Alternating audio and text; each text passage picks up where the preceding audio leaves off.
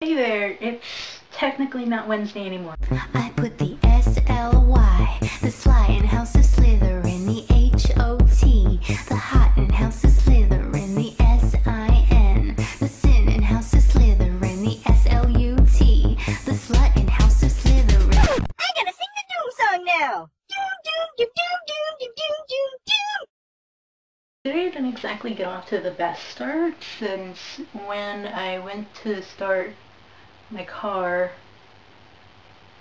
nothing happened. For some reason, my batteries died, and even after me and my mom tried to jumpstart it, still, nothing happened. And I guess I don't really have too much to complain about, since I still can borrow one of my parents' cars. Anywho, I started to read Nightlight, and Nightlight, their names are Belle Goose and Edward Mullen, just, for future reference. As promised, when I saw him waiting for me outside the terminal, I walked towards him shyly, tripping over a toddler and soaring into a keychain display. Embarrassed, I straightened up and fell down the escalator, somersaulting over the roller luggage inconsiderately placed on the left side. I get my lack of coordination from my dad, who always used to push me down when I was learning how to walk, and she gets a U-Haul truck instead of whatever else she drives in the movie. It was almost completely blocked from my view by my truck, which had a large graphic on the side of a lumberjack sawing a tree with U-Haul written above. The truck is beautiful. I breathed. I exhaled. Then I breathed again.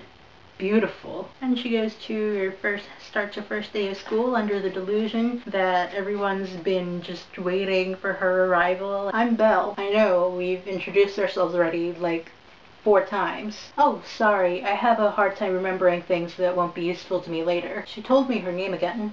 Lulu? Zagregia? It was one of those forgettable names. Oh, and of course, I have to do the part where she first sees Edward. He had reddish blonde brown hair that was groomed heterosexually. He looked older than the other boys in the room. Maybe not as old as God or my father, but certainly a viable replacement. Imagine if you took every woman's idea of a hot guy and averaged it out into one man. This was that man. And now, Edward and Belle have their first class together. So basically, instead of Edward being a vampire, and Nightlight, he's actually a computer nerd. When Lucy and I got to class, she went to sit with her lab partner, and I looked around for an empty seat. There were 2 left, one near the front of the room, and one next to Edward.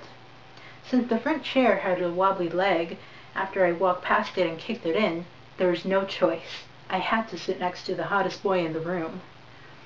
I walked towards the seat, circling my hips and raising my eyebrows rhythmically like an attractive person who actually just has no interest whatsoever in girls, even though Belle has completely convinced herself. Edward continued to jab at his computer.